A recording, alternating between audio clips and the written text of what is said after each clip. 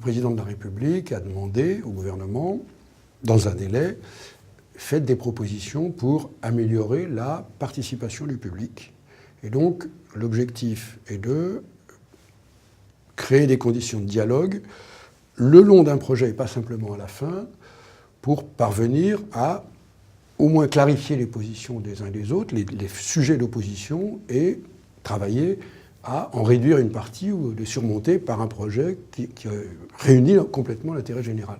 C'est ça la commande du gouvernement, et la ministre a pensé que la bonne solution, c'était de réunir un groupe assez vaste et assez divers de représentants, au fond, de différentes conceptions ou de différents intérêts par rapport à l'environnement et la conduite des projets.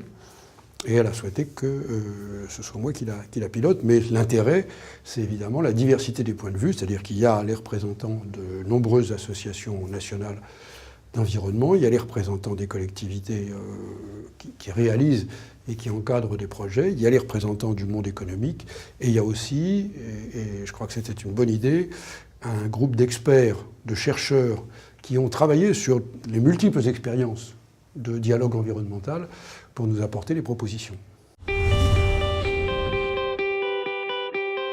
Nous allons recevoir à la fois des témoins, des porteurs d'expériences qui ont vécu ces situations-là, ou qui les vivent encore d'ailleurs, mais qui en tirent des conclusions, qui en tirent des réflexions en disant on aurait pu faire autrement.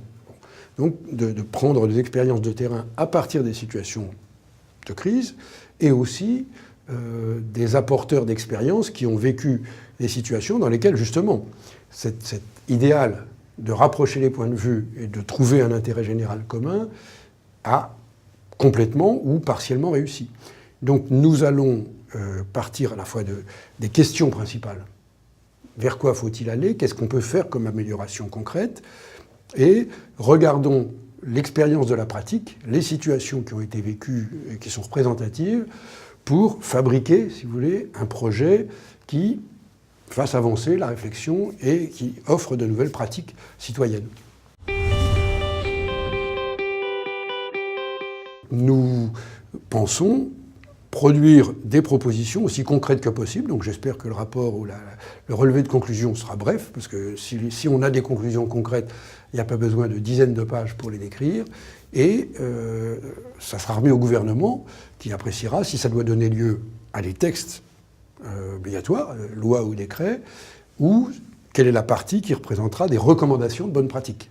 Puisque, à partir de l'expérience, on se rend bien compte que tout ne peut pas forcément être classé dans obligation, interdiction. Il y a aussi des situations, recommandations et utilisation des bonnes expériences. Donc on va faire ce travail et on rendra donc nos conclusions aussi opérationnelles que possible, que le gouvernement n'ait plus qu'à choisir de suivre ou de modifier nos propositions, mais qu'elles soient directement opérationnelles.